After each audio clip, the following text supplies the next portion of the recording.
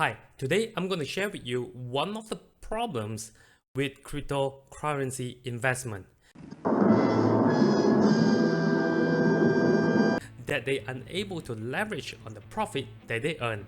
Hi, I'm Danico. I'm property investor, business owner, and author. Here is the good news. A lot of people are making a lot of money through buying and selling cryptocurrency. It is no doubt that cryptocurrency is a great way to build wealth. And in fact, some of the people that I know is either hundreds of thousands, if not millions, from cryptocurrency alone. But the profit that they earn from cryptocurrency is not without its problems. Number one is leverage. We always diversify our investment. The wealth in cryptocurrency is good in the virtual world, but in reality, especially in Malaysia, the banks don't recognize cryptocurrency as an asset. Thus, you won't be able to leverage on the bank to buy other assets.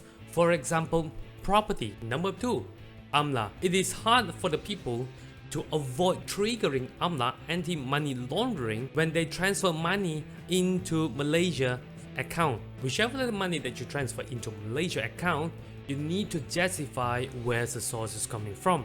So a lot of people, they always try to avoid unnecessary, unwanted issue with the AMLA. Third is tax.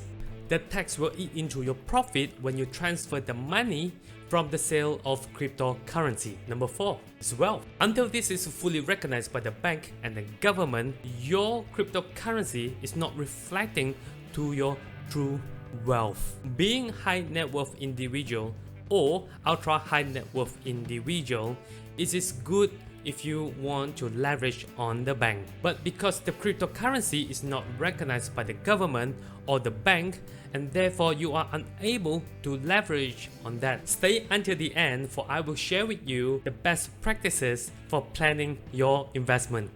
Now, unless the government and the bank recognize cryptocurrency in Malaysia, until then, you just have to wait. However, this is what you should be doing instead. Before you even start to invest in cryptocurrency, you should be planning your investment portfolio upfront. Now, what I mean is that before you even start to invest in anything, say for example, if you have like 50,000, right?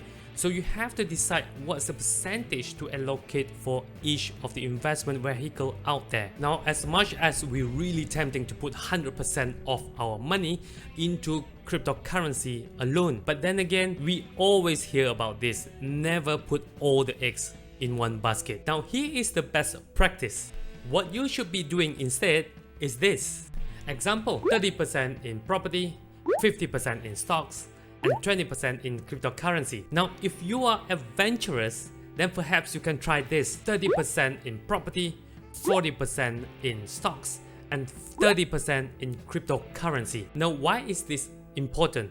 It's because with this, you will be able to build your wealth, and at the same time, you will be able to manage your risks properly. And of course, with property and stocks, you will be able to get leverage on the bank, because these are the things that the bank will eventually recognize. Now, comment below and tell me what is your portfolio allocation is like. Thank you for watching, and I'll see you in the next video.